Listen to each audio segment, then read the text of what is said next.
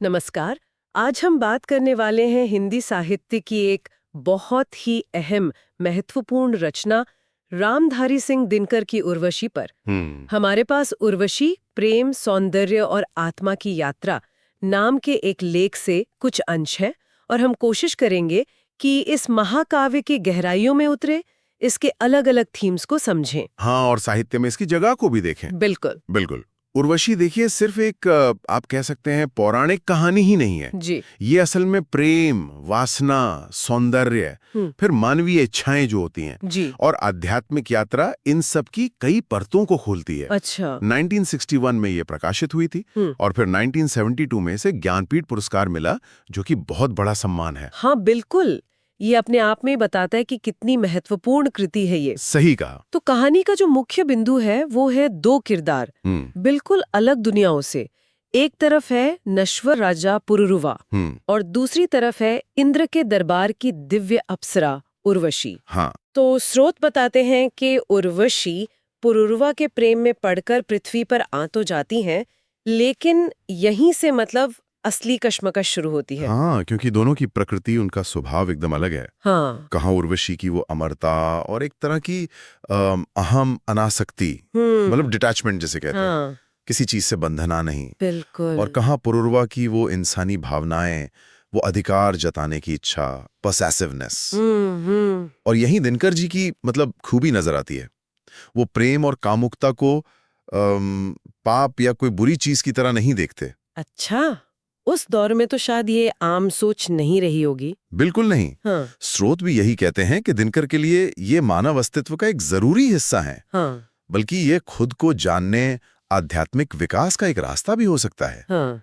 पुरुरवा की वो जो जिद है उर्वशी को पाने की, हाँ। और उर्वशी जो प्रतीक है आजादी का, स्वाभाविकता का, हाँ। उस असीम सौंदर्य का, हाँ। ये इंसान और देवता के बीच का जो द्वंद्व है ना, हाँ। उससे दिनकर ने बहुत खूबसूरती से दिखाया है। ये बात तो बहुत दिलचस्प है। मतलब मानवीय भावनाओं को दबाने की बजाय उन्हें एक बड़े परिप्रेक्ष्य में रखा गया है। बिल्कुल। तो कहानी के अंत में क्या होता है? सुना है कि उर्वशी चली जाती हैं। हाँ, उर्वशी अंत में चली जाती हैं और पुरुरवा का दिल जाहिर है टूट जाता है। लेकिन बात सिर्फ दुख की नहीं है, वो एक गहरे बदलाव से गुजरता है। अच्छा, किस तरह का बदलाव?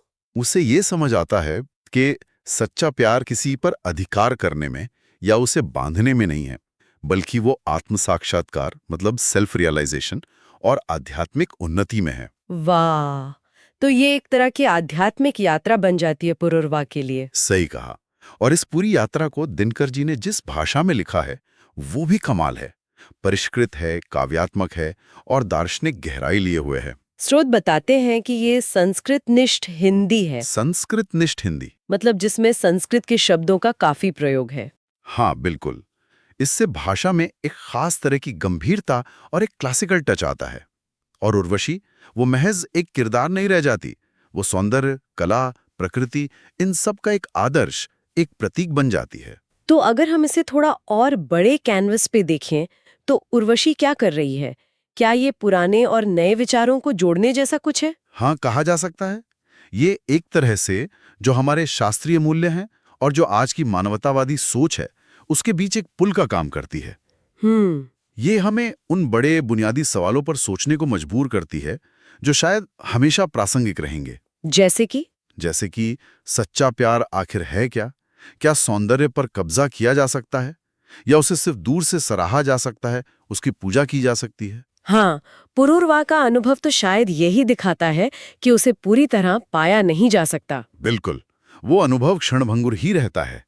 तो कुल मिलाकर ये सिर्फ एक प्रेम कहानी से कहीं ज्यादा है।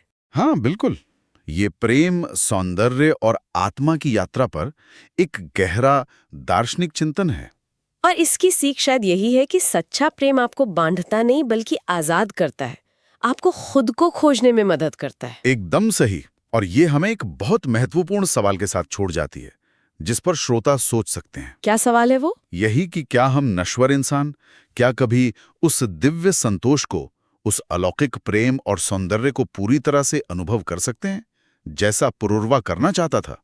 या फिर वो अनुभव हमेशा पुरुरवा की तरह कुछ अधूरा, कुछ क्षणभंगुर और शायद पहुंच से बाहर ही रहेगा?